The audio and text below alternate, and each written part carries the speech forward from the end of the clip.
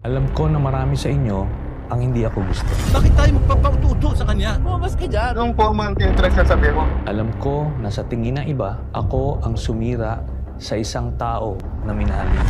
Sampalin ko siya sa publiko. Ngayon na. Isang pinuno na binigyan ninyo ng tiwala. I am now your enemy and you have to be out. Kaya't hindi ako narito para makipagtalo. Hindi ako narito para ipilit ang sarili ko sa inyo. Narito ako dahil sa bayanan.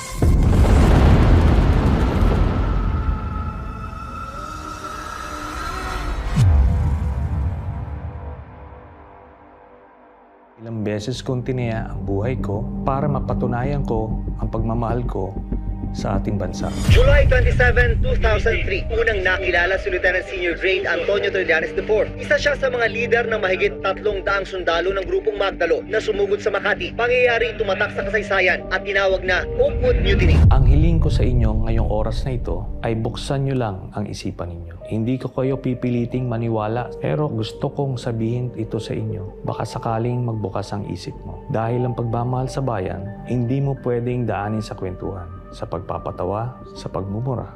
Madadaan mo ito sa katotohanan. Ito ang buong kwento ko. Noong 2016, nagsimula kaagad ang patayan. You have to shoot them dead. My son is not a dog to be like this. Kami noon sa Senado, sa oposisyon, iniisip namin ano ito nangyayari. Hinihinto ba ito? Kaso araw-araw, daan-daan ang namamatay. Naaalarma kami dahil bilang miyembro ng Senado, ang katungkulan namin ay pumuna ng mga kamailian na nakikita natin sa ating lipunan. Naghain kami ng resolusyon, hindi po ito panggugulo. Ito po ay isang checks and balance ng ating sistema na para siguraduhin na walang maglalabis ng poder sa iba't ibang sangay ng gobyerno. Si Sergeant Arturo Las Cañas ay isa sa mga leader ng Davao Death Squad. Nagmamatigas nun at dinidinay niya lahat ng mga paratang sa kanya. Namatay din ito sa Davao City. Your Honor, I think I'm not in a position to answer, Your Honor. During the investigation, lumabas po si Mr. Edgar Matubato. Siya ay isang original member ng Davao Death Squad simula pa noong 1989 or 1990 at kung saan dinitalye niya kung paano nagsimula yung Davao Death Squad, sino-sino yung mga pinuno nito, paano sila na-organisa, paano sila pumapatay hanggang nung umalis siya nung mga 2011 or 2012 dahil napagbintangan siya na siya ay pumatay sa isang personalidad. Dahil sa bintang na ito, si Edgar Matubato ay tumakas papuntang Maynila at nag-walk-in siya sa Department of Justice noong 2014. Bakit po nandito kayo? Para malaman ng taong bayan ang ginawa namin sa Davao City. Para mabigyan ng katarungan yung lahat, yung namamatay ng mga inosente. Siya ay kinwestiyon ng NBI agents, tinitignan kung totoo ang kanyang storya at dito na nga mas lumalim yung investigasyon. Yung lahat ng mga pinangalanan ni Mr. Matubato na mga miyembro ng Davao Death Squad, na mga miyembro rin ng Philippine National Police, ito ay pinatawag namin sa Senado. Itong si Sergeant Arturo Las Cañas, kinalaunan, siya ay umamin na totoo nga lahat ng mga sinabi ni Edgar Matubato at mas marami pa siyang sinabi tungkol sa Davao Death Squad. I would like to ask for an apology and an understanding of what I had said because I'd like all the testimonies of Edgar Matubato against myself.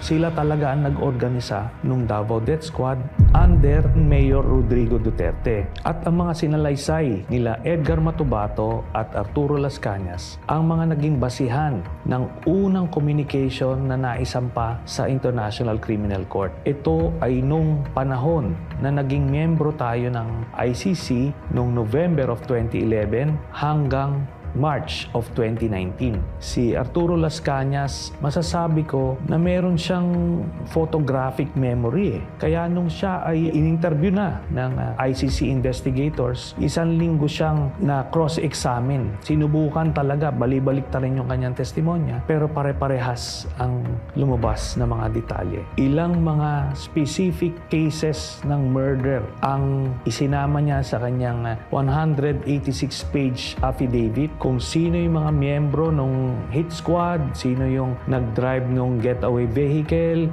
gamit na pagpatay, saan pinatay, dinala at nilibing. Ganun kadetalye ang kanyang affidavit. Kaya dahil dyan, siya ay naging star witness. Sa report ng The New York Times noong 2017, nasa kustodiya na raw ng ICC o International Criminal Court si Las Cañas na nagbibigay proteksyon sa mga testigo. Lalo na doon sa panahon na mayor si Duterte. Ngayon ko lang po sasabihin, meron pa pong isang hitman na nauna nang nagpunta sa ICC ng Witness Protection Program nila. Parehas ang sinabi nila. Kaya solid ang ebidensya po doon ng kaso ni Duterte. Nung presidenta na si Duterte, ang sinasabi ni Las Cañas, ando doon siya nung binuo yung transition from the Davao Death Squad to the National Death Squad. Yung template sa Davao, kung paano nila ginawa, ganun din ang gagawin. Meron silang reward system para maenganyong pumatay itong mga members ng Davao Death Squad.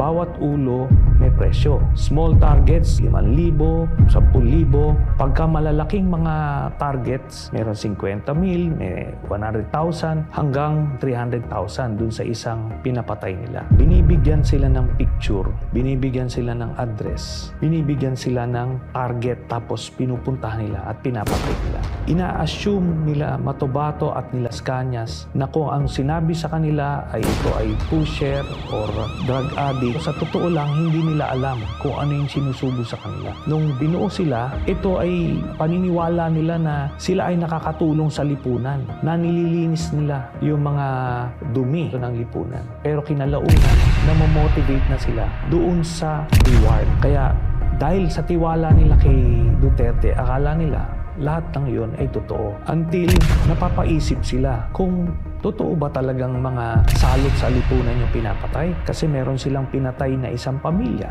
Meron mag-asawa, may buntis na babae, tapos may anak na bata. Kaya doon sila nagtatanong, ano ba itong nangyayari talaga? Lumabas ang sagot noong 2003 nung nakilala ni Mr. Las Cañas si Michael Yang, Sammy Uy at Charlie Tan. Ito ay inendorso sa kanila ni Duterte na poproteksyonan nila. Nakita nila na itong mga Chinese drug lords na ito nag-i-import ng mga chemicals na pangbuo ng mga shabu. Ito ay nag-i-export papunta sa ibang bansa, ginagamit ito pang supply, pambenta. Ito ay ni-raid ni then Captain Asierto at pinagpapatay nila yung mga Chinese chemists na nandoon. At meron pa silang inilabas na siyam na Chinese na galing din doon sa Shabu Laboratory na inutusan sila ni Duterte na patayin lahat. Mr. President, you ordered the killing of Mr. Alan C. along with the 10 other companions. That is not true. That is the job of the police. Lumalabas doon sa salaysay ni Arturo Las Cañas. Hindi alam ni Duterte na bago nila mapatay ay nakausap pa niya yung pinakang pinuno nung siyam na Chinese workers na si Alan C. na ang boss nila ay si Michael Yang at yung kanilang mga passport ay na kay Michael Yang. Another important observation, Mr. President, Alan C. said that his passport was taken by the operatives, while the 10 others, ang sabi po nila, hawak ng employer nila. And the employer was named as Michael Yang. What can you say about this? Nothing to do with it. Wala akong pakialam dyan. Yun na nga ang lumalabas na pinoproteksyonan na sikreto ni Duterte. Ang involvement niya sa isang drug lord sa Davao. Noong 2016, nung naging presidente, si dating Pangulong Rodrigo Duterte, isa sa mga unang appointees niya ay si Michael Yang bilang economic advisor. Kaya dito, magtataka tayo, bakit isang Chinese citizen ay gagawing economic advisor ng isang presidente? Kinalaunan, nakita namin kung bakit niya to ginawa para masabi niya sa buong bürokrasya, sa AFP, PNP, PDEA, na protektado niya ito, tao niya ito, si Michael Yang. Noong 2017, ito na ngayon si Colonel Asierto. Siya yung Captain Asierto na nag-raid noong 2004 doon sa Shabu Laboratory sa Davao City. Binalikan niya itong kanyang asset na nagbigay sa kanya ng info tungkol doon sa Shabu Laboratory na yon at sinabi na si Michael Yang, isa rin sa nasa likod doon sa Shabu Laboratory doon. So ibig sabihin, itong economic advisor ni Duterte, isang drug lord. Nung panahon na yon, hindi alam ni Colonel Asierto ang ugnayan ni Michael Yang at ni Duterte, kaya gumawa siya ng report. Nais niyang impormahan ang iba't ibang ahensya na ang malapit na advisor ni Duterte ay isang drug lord at baka hindi ito alam ni dating Pangulong Duterte. Kinalaunan, nung nalaman ni Duterte yung report ni Colonel Asierto, binaliktad niya. Nasangkot sa illegal na droga ang malapit na kaibigan ng Pangulo na si Presidential Economic Advisor Michael Yang. Tinukoy ni Asierto si Yang at isang Alan Lim na nasa likod ng nadiskubre nilang malaking Shabu Laboratory sa Davao noong 2004. Sabihin mo yung Michael Yang lalabas ni Asierto. Yan totoo. Humingi ng tulong si Asierto sa isang religious group dahil may plano umanong ipaligpit siya sa halagang 15 milyong piso. Si Colonel Asierto ngayon ang pinagbintangan na isang drug lord at siya ay pinapapatay sa publiko. Sa takot ni Colonel Asierto, siya ay nagtago hanggang ngayon. Siya na rin ay isa sa mga titistigo sa International Criminal Court. Sa madaling salita, habang pinapamuka ni dating Pangulong Rodrigo Duterte ang mga pagpatay sa iba't ibang pushers, dealers, yung mga Chinese chemists na galing sa ibang triad na nasa loob ng kulungan, na ito ay naisalaysay dun sa Quad Committee hearings. Nasa likod pala nito ay i-import nila ang mga shabu sa pamamagitan ni Michael Yang, Charlie Tan at Sammy Uy. Ito ay dinadaan sa customs para makontrol nila ang supply galing sa ibang bansa. Merong isang beses yung sa magnetic lifters, nakita na mismo ng mga K9 positive na merong shabu, pero at binabaliwala ni Duterte at ina-arbor kung sino man. They were assuming that for those metal magnetic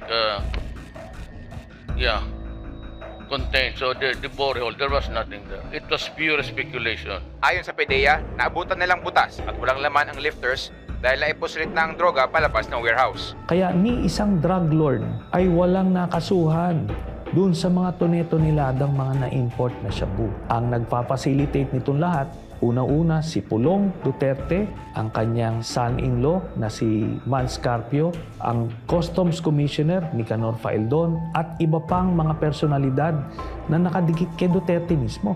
Ang nangyari ngayon, ang mga hindi kasama dun sa kanyang sindikato, ito yung mga pinapatay. Kaya akala nung mga kababayan natin na talagang may nangyayaring patayan ng mga involved sa illegal drugs.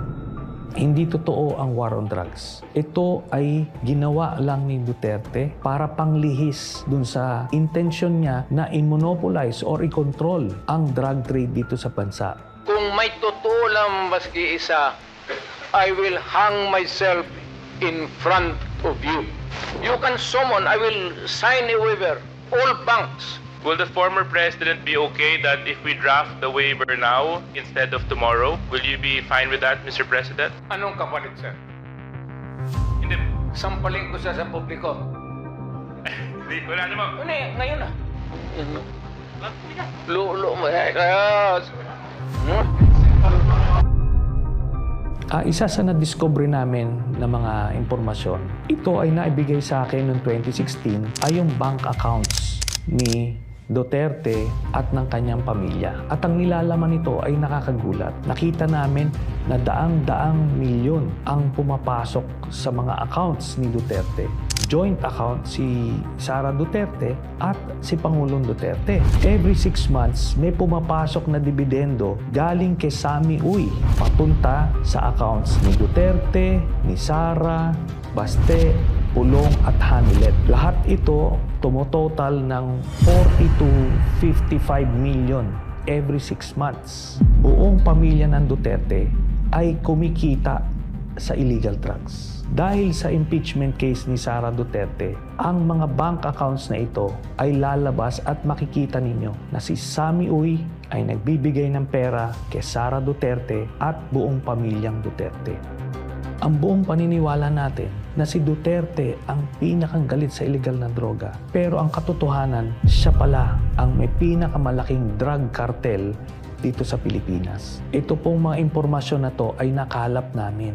Hindi po ito gawa-gawa at nakita natin ito ay nasuportahan nung kaso mismo ng International Criminal Court. Hindi magsisimula ang kaso ng ICC kung yan po ay gawa-gawa lang. Napakagagaling po ng mga investigador dyan. Hindi ka pwedeng gumawa-gawa lang ng kwento dyan.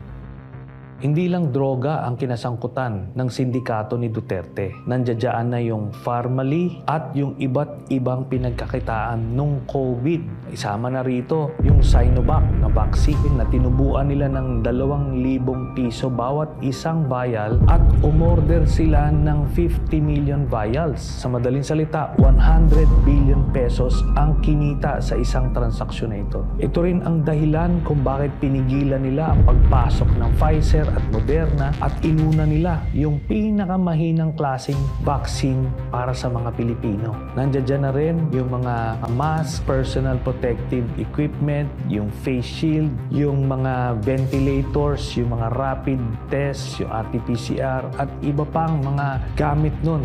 Yung inaakala ninyo na natulungan kayo noong panahon ng pandemic, ang totoo nito ay pinagkakitaan pa tayo.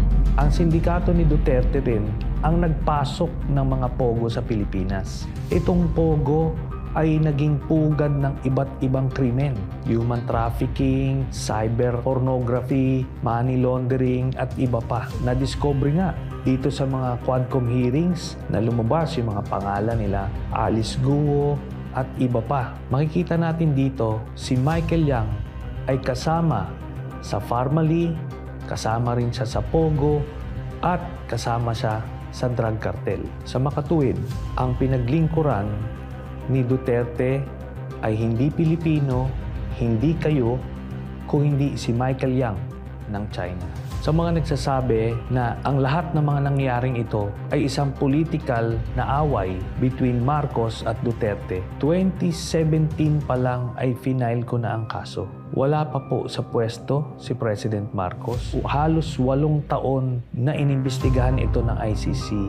Nabunga lang ito ngayong panahon na presidente si President Marcos. Hindi po ito panggigipit kay Duterte, kundi isa po itong katunayan na mayroong hustisya sa mundo. Kaya patuloy ko pa rin itataya ang buhay ko para sa inyo. Dahil alam ko, punong-puno tayo ng pangarap na gusto nating magbago ang bansa natin. Kaso nga lang walang tumatayo, walang nakikipaglaban, at walang totoong nagmamahal. Masakit man tanggapin, Pilipino tayo, pero binababoy tayo. Kaya ako ito pinaglaban. Na kahit itaya ko ang buhay ko, hindi ko tatalikuran ang pinangako ko sa inyo.